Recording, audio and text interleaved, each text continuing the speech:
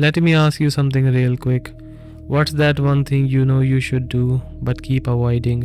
Not because you can't, but because every time you think about it, something inside you tightens up. Here's the strange part. You're not afraid of failing, you're not afraid of judgment, you're not even afraid of change. You're afraid of losing who you think you are. And if that feels uncomfortable, good, because it means this video is for you. Today, we are breaking down why fear shows up exactly when growth knocks, why your mind treats change like danger, and how an ancient conversation on a battlefield explains this better than most modern advice ever has. So stay with me, because once you see where fear really comes from, you can't unsee it. You know what's strange about fear? It doesn't show up when you're in real danger. It shows up when you're about to change something. Think about it. Quitting a job you already hate, starting something you've been postponing for years, speaking up when you're always stayed quiet, walking away from a life that no longer feels right. None of this will actually harm you, and yet your chest tightens, your thoughts start racing, your body reacts like something bad is about to happen. That's the confusing part, because logically you know you'll be fine. You failed before, you survived. You've been judged before, you survived. You've been uncomfortable before, but you survived. But this moment feels different, heavier, almost paralyzing. So your mind steps in with excuses. I just need more time. Now's not the right moment. I should be more prepared. I'm just being practical. But if we are being honest, if this was really about logic, you'd be already moving. So here's the real question, and don't rush it. If you're not afraid of the action itself, what are you afraid of losing? When fear shows up, the mind immediately tries to explain it. It gives you reason. What if I fail? What if people judge me? What if I make the wrong decision? What if this doesn't work out? And at first, these sound reasonable. They feel practical, responsible, even intelligent. But let's slow down this for a second. You failed before, you didn't disappear. People have judged you before, you're still here. You made wrong decisions before, life didn't end. So if all of that already happened, why does this fear still feel so intense? Because these reasons aren't the real causes. They're just the mind surface explanations. Fear doesn't start with logic. Logic comes after fear. The brain feels the threat first, then rushes to justify it. That's why the excuses change, but the feeling stays the same. Today it's failure, tomorrow it's judgment, next time it's timing. Different stories, same hesitations. So when you hear yourself saying, I'm just being careful, or I need to think this through, pause. Ask yourself something simple. If fear was really about outcome, why does the reason keep changing but the fear doesn't? So let's stop looking at the outcome for a moment. Forget success, forget failure, forget what might go right or wrong. Because fear usually isn't asking those questions. There's a deeper one hiding underneath. And if it sounds like this, if I do this, who do I stop being? Not what will happen, not what others will think, but who you think no longer recognize yourself as. The reliable one, the safe one, the person who never takes risk, the person everyone expects you to be. This is where fear actually lives, not in the future, not in the result, but in the loss of familiar identity. And that's why fear feels so heavy, because it's not protecting your plans, it's protecting your self-image. When we hear the word identity, we usually think it means personality, but psychologically, identity is something else. Identity is a structure. It's made of roles, labels, stories you repeat about yourself. I'm the responsible one. I'm not the risky type. I'm the strong one. I'm the stable one. At first, these sound harmless, but over time, they turn into roles. Unspoken rules about how you allowed to act, what choices feel safe, what feels off limit. Your mind usually identifies like a safety system.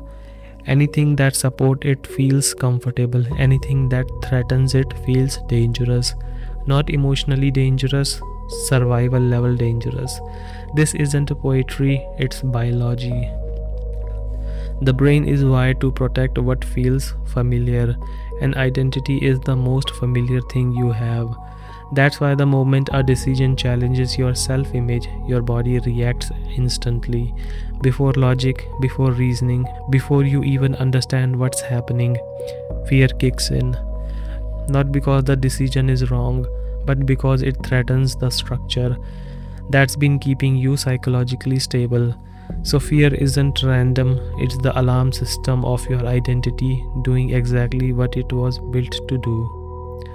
Here's where it gets strange: fear doesn't stay in your head, you feel it in your body. Your heart rate increases, your chest feels tight, your breath becomes shallow, your mind freezes. That reaction isn't accidental. Your brain is built to keep you alive, not to make you happy.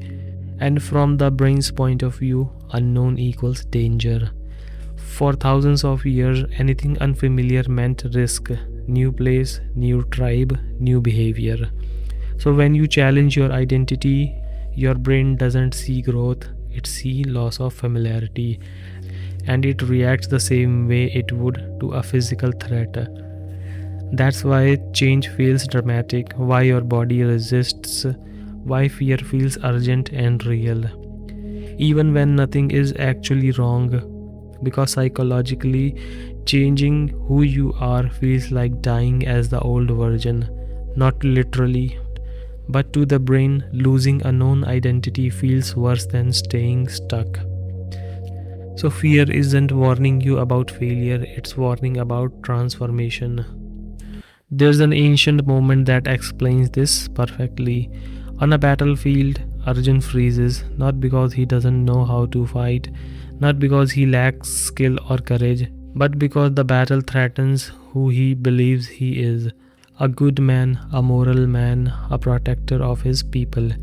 If he fights, that identity breaks, and that's what paralyzes him. This is where Lord Krishna steps in and notice something important. Krishna doesn't tell Arjun to be fearless, he doesn't motivate him, he doesn't give him the confidence. Instead, he dismantles Arjun's self image. He tells him, in essence, you are not the role you're clinging to, you're not the identity you're protecting. The real battle wasn't outside, it was Arjun's mind. And the battlefield wasn't about violence, it was about identity collapse. That's why the Bhagavad Gita isn't a religious text in this moment, it's a psychological one. Because Arjun's fear didn't came from the enemy, it came from the idea that acting would destroy the version of himself he felt safe inside. Now look at how this shows up in modern life. You're not afraid of quitting the job, you're afraid of no longer being the stable one. The one who played it safe, the one who people respected for being reliable. You're not afraid of leaving the relationship, you're afraid of losing the identity of the loyal one, the one who never gave up, the one who stayed no longer what. You're not afraid to start something new, you're afraid of no longer being the realistic one, the one who didn't take foolish risks, the one who stayed grounded. And maybe this one hits hardest. You're not afraid of change, you're afraid of not recognizing yourself after you do. Because once that identity breaks, there's a gap, a moment where you don't know who you are yet, and the mind hates that space, so it chooses the familiar pain over the unfamiliar freedom. So now we can name it. Fear doesn't come from the situation, it doesn't come from failure, it doesn't come from other people. Fear comes from attachment. Attachment to who you've been, attachment to the role you know, attachment to the identity that feels familiar. The moment a choice threatens that identity, fear shows up. Not to stop you from living, but to protect what feels psychologically safe. That's why fear feels convincing. It speaks in logic, it sounds responsible, it feels urgent. But it's not trying to save your future, it's trying to preserve your past. And once you see that, fear loses some of its power because you realize fear isn't your enemy. It's just a signal that an old identity is being asked to let go. So, what do you do with this? Not fight fear, not suppress it, not try to be fearless. That never works. Instead, shifting how you look at it.